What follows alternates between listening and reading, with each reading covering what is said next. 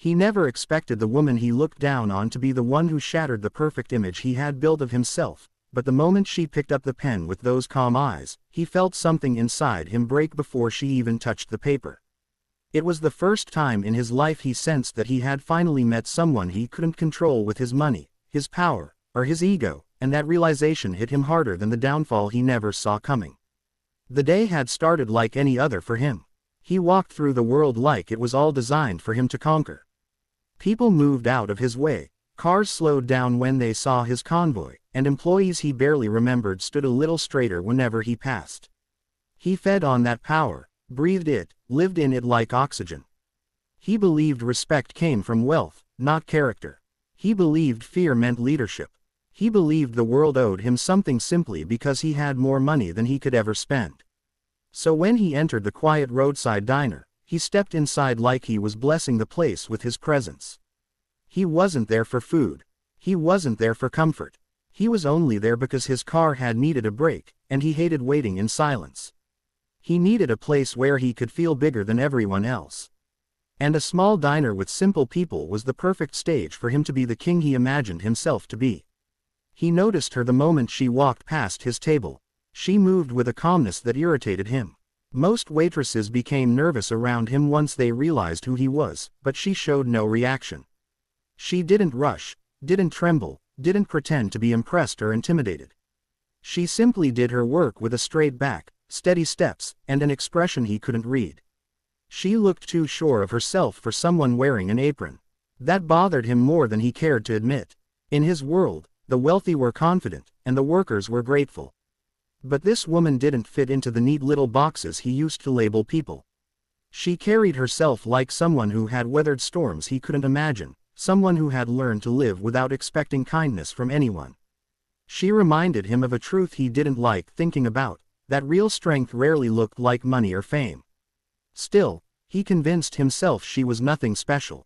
Just a waitress. Just another person whose life would never touch his.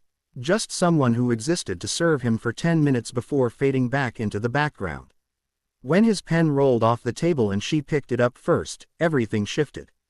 He didn't like that she was quicker, sharper, more attentive than he expected. So his ego reacted the way it always did, with arrogance. He scribbled a complicated equation on a napkin, something he remembered from a business seminar years ago. Something he knew looked impressive, even though he couldn't solve it himself. He pushed it toward her with a smirk, expecting her to glance and freeze. He expected her to smile nervously or make an excuse. He wanted to see her intimidated.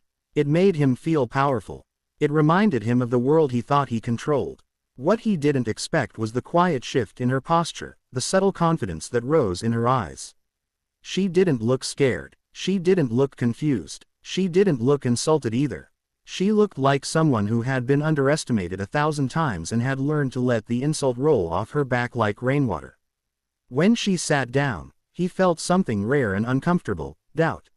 She picked up the napkin, studied the numbers, and for the first time in his life, he felt the insane possibility that this woman might know something he didn't. The diner suddenly felt too quiet. The air felt heavier. Time slowed, stretching out the space between his heartbeat and his pride. She tapped the pen once against the table, and in that soft sound he heard every mistake he had made in his life. He heard every person he had looked down on, every worker he had dismissed, every human being he had treated like background noise. And then she started writing. Her hand moved with confidence, not hesitation, not guessing, not hoping. She wrote like someone who lived in the world of numbers, someone who found peace in solving what others found intimidating. She wrote like someone who had once dreamed bigger than the world allowed her to. He watched her, frozen.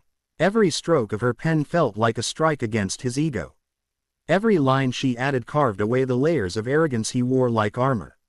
He had walked into the diner thinking he owned the world.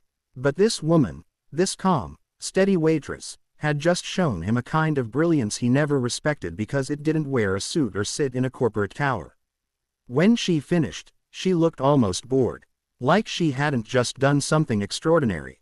Like she hadn't just crushed the silent challenge he thought she would fail. She didn't care about impressing him. She didn't even care about winning. She simply did what she knew how to do. And that was what broke him the most. He stared at the napkin, at the solution he couldn't even understand, and a hollow feeling spread inside him. It wasn't just shock, it was shame, the kind he had never allowed himself to feel before. The kind that burns through pride like acid. He realized then that he had judged her without knowing anything about her. He didn't know where she came from, what she studied, why she was working there, or what battles she had survived. He didn't know that life had forced her to pause her education to support her sick mother. He didn't know she once dreamed of becoming a mathematician. He didn't know she had given up everything to take care of someone she loved. He didn't know, because he never cared to know. The diner felt smaller now, like his presence didn't matter anymore. He wasn't the biggest voice in the room.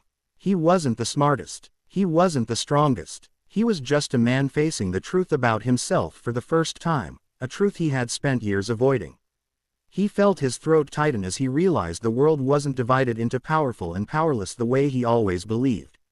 Real power came from resilience, humility, kindness, and the strength to keep going when everything in life tried to break you. And she had lived that truth. She didn't want his praise. She didn't crave his approval. She didn't need validation from a man who built his life on ego. She simply existed in her own quiet brilliance, untouched by his arrogance. He felt smaller in that moment than he ever had in his entire billion-dollar life.